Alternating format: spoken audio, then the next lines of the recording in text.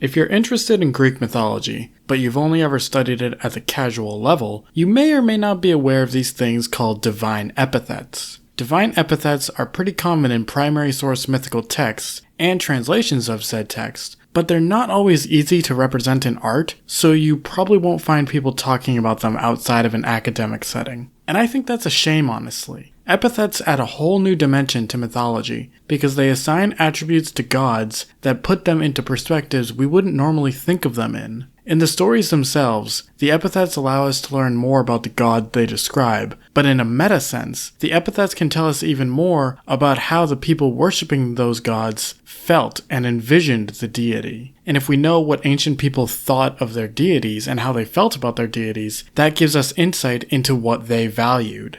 So I invite you to join me on this adventure as we see how divine epithets work by exploring the history of several gods: Apollo, Hermes, and Pan.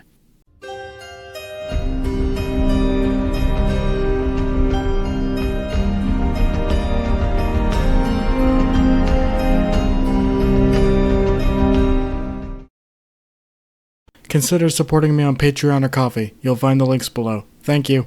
Divine epithets serve two main functions: poetic and worship.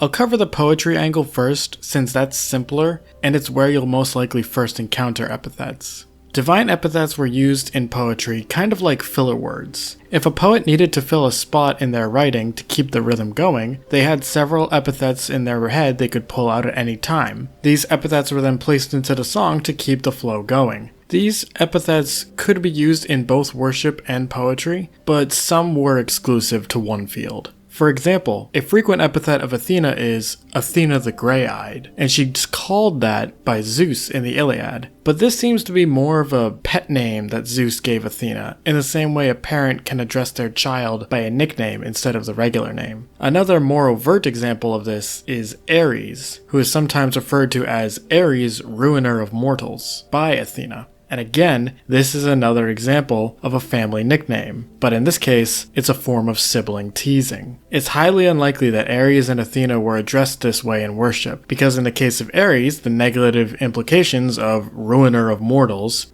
and in the case of Athena, you wouldn't address your friend or your superior by their family name. That'd just be weird.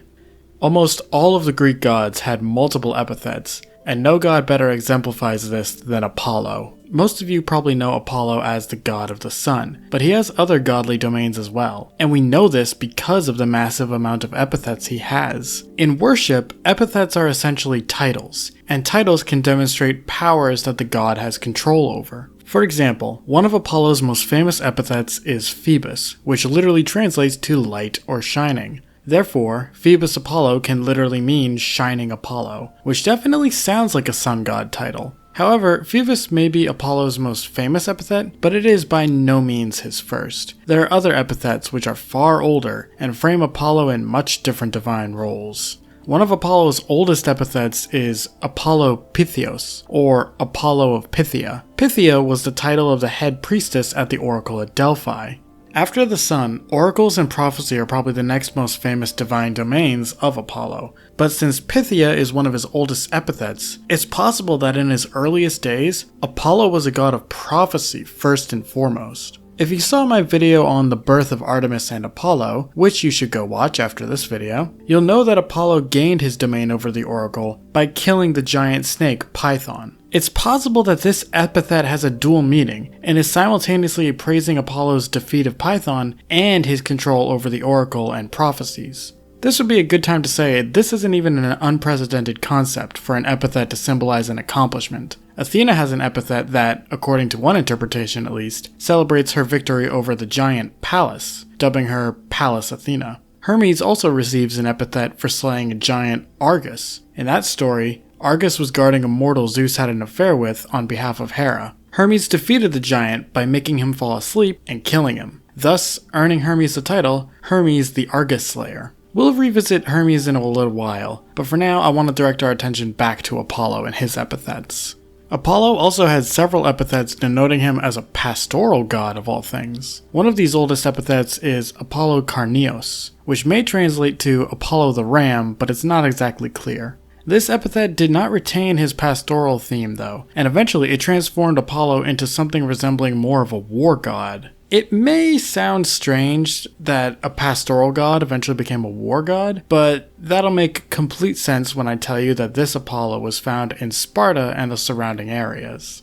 There were other epithets of Apollo that denoted him as a pastoral god, and it stayed that way. Most notably, Apollo Epimelidos, literally Apollo the protector of sheep. So far, we've covered the sun, prophecy, and pastoral life, but there are many other domains of Apollo. For starters, he has an epithet Apollo Musigates, which denotes him as Apollo, leader of the Muses. The Muses are divine beings from Greek mythology who poets like Homer invoke when they begin telling large stories like the Iliad and the Odyssey. Apollo also has several location-based epithets. These epithets show where a god was being worshipped, and they usually never left the boundaries of the city or area they were worshipped in, with one big exception, Apollo Delos. Once again, plugging my Birth of Artemis and Apollo video, go watch it if you haven't. Apollo Delos is an epithet signifying where Apollo is born in the mythology, and it's the one location-based epithet, for him at least, that spread throughout all of Greece. Apollo also had several epithets which denote him as a healing god or a god of medicine. Apollo Paean is the most famous one, but there were others like Apollo Pharmakios, Apollo Ulios, and Apollo Akesios, along with some others. My favorite of these healing epithets would have to be Apollo Smintheus, likely translating to Apollo Slayer of Rats, or Apollo of Rats. I will admit, scholars are still debating whether or not this is a proper translation though. Some argue it's a location-based epithet because it comes from a town called Smintheus, but Smintheans sounds very similar to an ancient Greek word for rat, and that's where the confusion comes from. I do want to mention though that I found one website which mentions Smintheus did have a story of Apollo saving the town by killing rats, so it's possible they named the town in honor of that story. As usual, scholars are debating though. Also, if you're wondering why Apollo of Rats is a healing god, that's because of the way he was worshipped. Apollo was viewed as a being who could cure sickness and plagues, but he could also inflict them on people, and one of the ways he did it was with rats. Now, I want to clarify real quick. The ancient Greeks did not have a concept of germ theory. That originated in the modern era. However, they did recognize patterns, and they knew that hanging out with things like corpses or rats would get you sick. Again, they didn't know about germs, they just thought it was the bad vibes they gave off. That's the academic term, by the way, bad vibes. There's a similar instance with a pastoral epithet, Apollo Lykios, which literally means wolf Apollo. This Apollo could protect herds from wolves, but he could also unleash the wolves if you didn't worship him properly. Now, on the topic of pastoral Apollo and healing Apollo, this would be a good time to mention that in some cases, where you lived in Greece could impact how you viewed your gods. I already mentioned that Sparta had a warlike Apollo, and that's no surprise to anyone who knows a single thing about Sparta.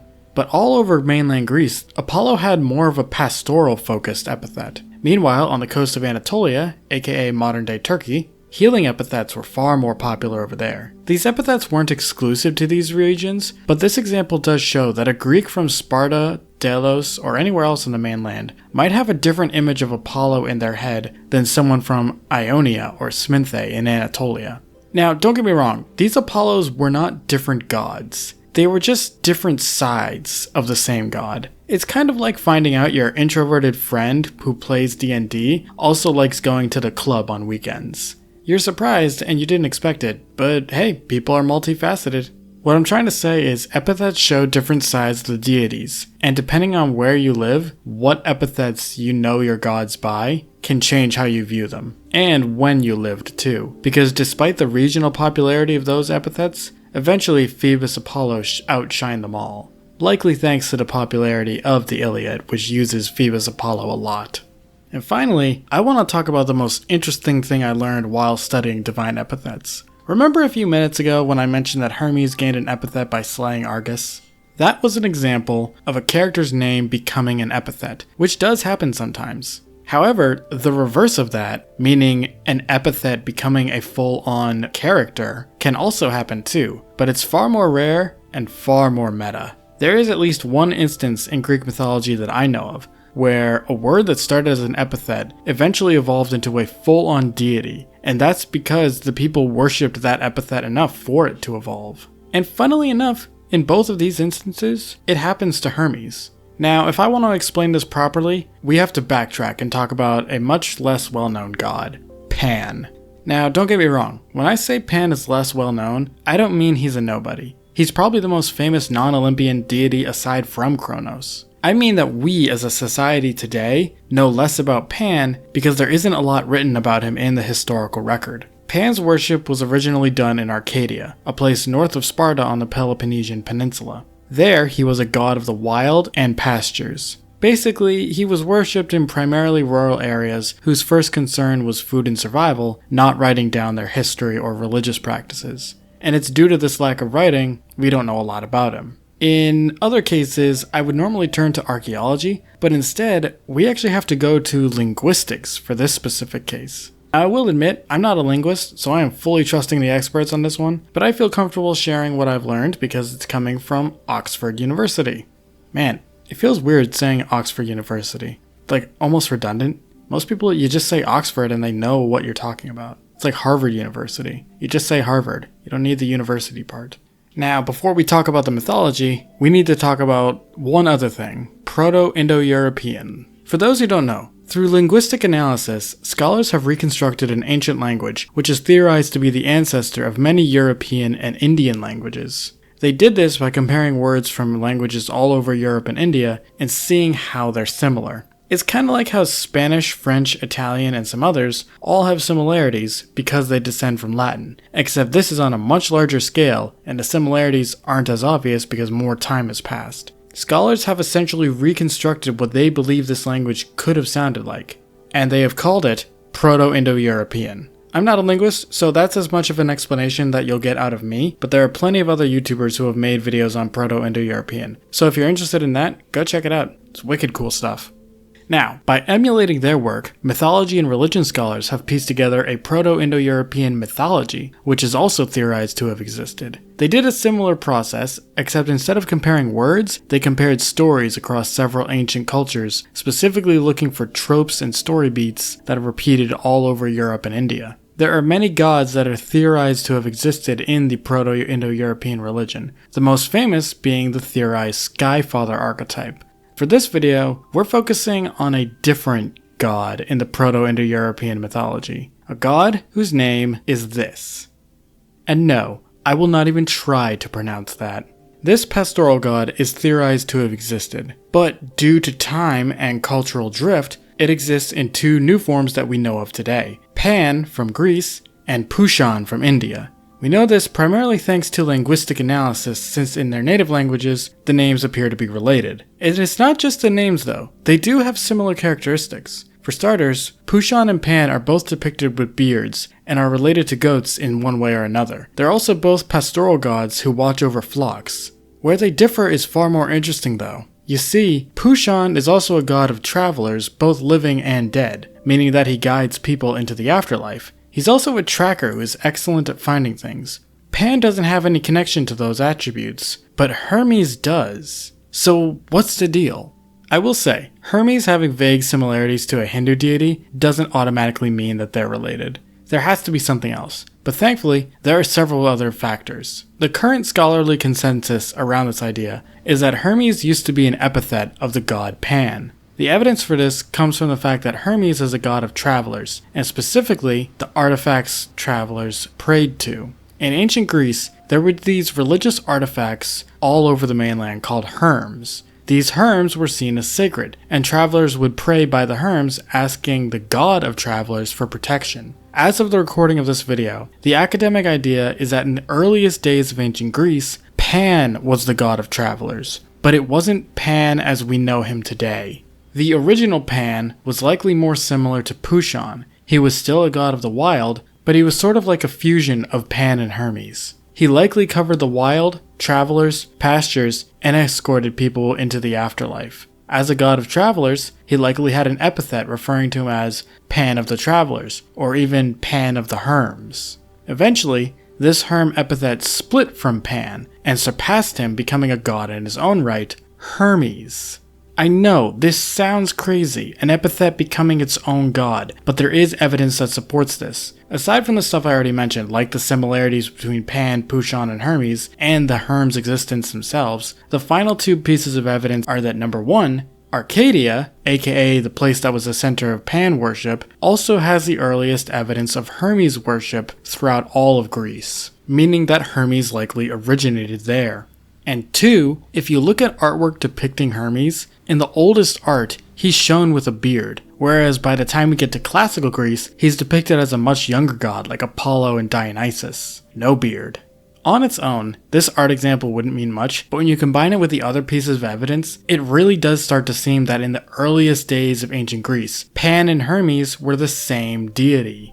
And when I say ancient, I'm talking like pre-Bronze Age Greece. The main problem with this theory is that because of how far back in history this happened, we have absolutely no written records of this time period, so we have no idea why Pan and Hermes split. It could be that he split due to a series of complicated societal factors, or it could be that people just abbreviated their words while they were praying, and as time went on, they forgot that Hermes was even an epithet of Pan to begin with, and always envisioned him as his own god. We don't know what happened, and unfortunately, this is probably something we'll never know for sure. But despite the fact we'll never know for sure, scholars continue to write and theorize what could have happened. Okay, so now that Hermes is a god in his own right, you'll be unsurprised to learn that he also got epithets of his own. Just like Apollo, he has a lot of epithets which pertain to his godly domains, such as Hermes Arcus Pheleton, a 3-word epithet translating to Hermes, leader of thieves. Another example is Hermes Charidotes, aka Hermes, giver of joy. Who would have guessed the god of thieves and guide to the afterlife was also a god of joy? He's very multifaceted, as you can see. There's also the aforementioned Hermes, slayer of Argus epithet. The final Hermes epithet I want to talk about is an example of something which I'm surprised I haven't already pointed out. Hermes had an epithet Chthonius, which means Hermes of the underworld. This epithet is likely a reference to Hermes' underworld associations. He's one of the only gods who can travel between the world of the living and the dead, which makes him the one who guides people into the afterlife when they die. What's interesting about this epithet is that it's shared by multiple deities, both male and female. The female variant of this epithet is Chthoniya, and it's held by multiple goddesses, including Hekate, Demeter, and unsurprisingly, the queen of the underworld herself, Persephone. Throughout this video, I've mainly spoken as if epithets are exclusive to the gods they're connected to, but in reality, many gods share the same epithets across Greece. This really helped out poets who likely had an easy stockpile of epithets they could just throw in whenever to make their stories flow more smoothly. There are so many epithets in Greek mythology that I'd love to talk more about. I didn't even mention any of Zeus's epithets, but this video has already gone on long enough, and we've covered a lot of ground today. We learned about divine epithets as a concept, some epithets which show where gods came from, or what they had control over, and we even learned one example where one of the Olympians wasn't even his own god at first, but instead started as the epithet of a regional rural god. Quite literally, starting from the bottom, no. I'm not making that joke. That's just such a stupid joke. Even I have standards.